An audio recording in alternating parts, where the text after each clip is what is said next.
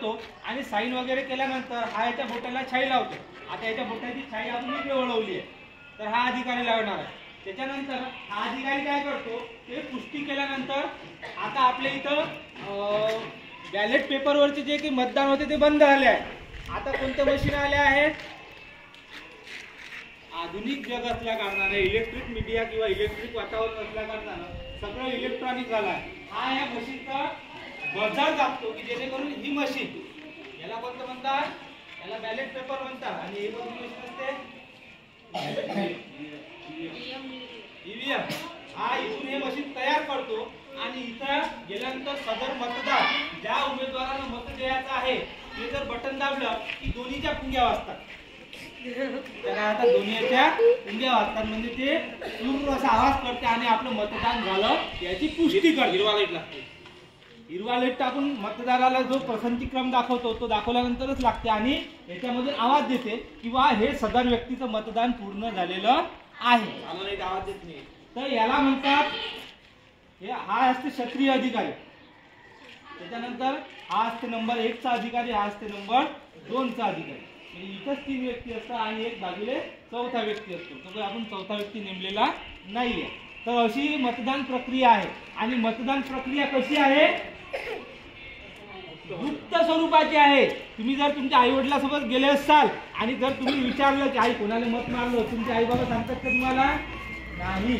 कारण त्याचा मग काय होतो, उहापोह होतो. समजा आपल्या वार्डामध्ये, आपल्या क्षेत्रामध्ये एखादा जवळचा समोरच्याला सुद्धा मत देऊ शकतो, परंतु ते मतदान आपण ज्या व्यक्तीला केलं आहे ते कोणालाही सांगायचं नसते. त्यालाच म्हणतात गुप्त मतदान पद्धत.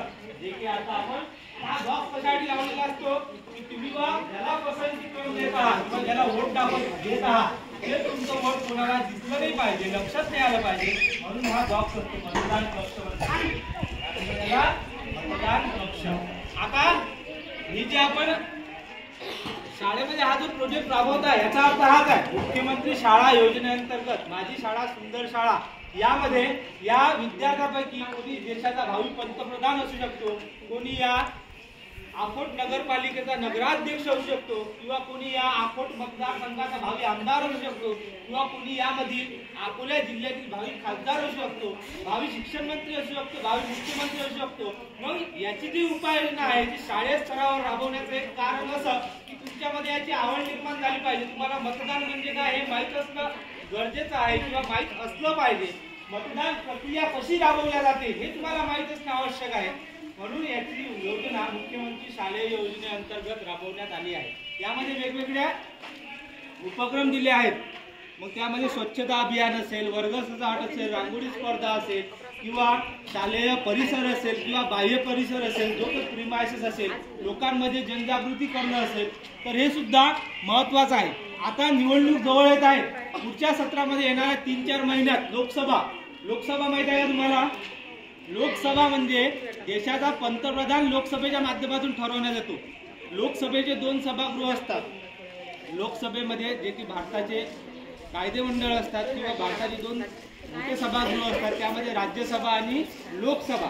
तर येणाऱ्या 2-3 महिन्यामध्ये लोकसभेची निवडणूक आहे. याच्या माध्यमातून आपण प्रत्येक जिल्ह्यातून एक खासदार निवडून देतो आणि ते खासदार मग ज्या पार्टीला स्पष्ट बहुमत मिळते त्या पार्टीचा पंतप्रधान होतो. सध्या आपल्या देशाचे पंतप्रधान कोण आहेत? नरेंद्र मोदी. कोण्या पक्षाचे आहेत? माहिती आहे कोण्या पक्षाचे आहे? बीजेपीचा जो शॉर्ट फॉर्म झाला बीजेपी म्हणजे भारतीय जनता पार्टी. सलग 10 वर्ष झाले बीजेपीची सत्ता आहे आणि येणाऱ्या 2-3 महिन्यामध्ये पुन्हा कोणाची सत्ता आहे ते आपल्याला निवडणुकीच्या अर्थी माहीत पडेल.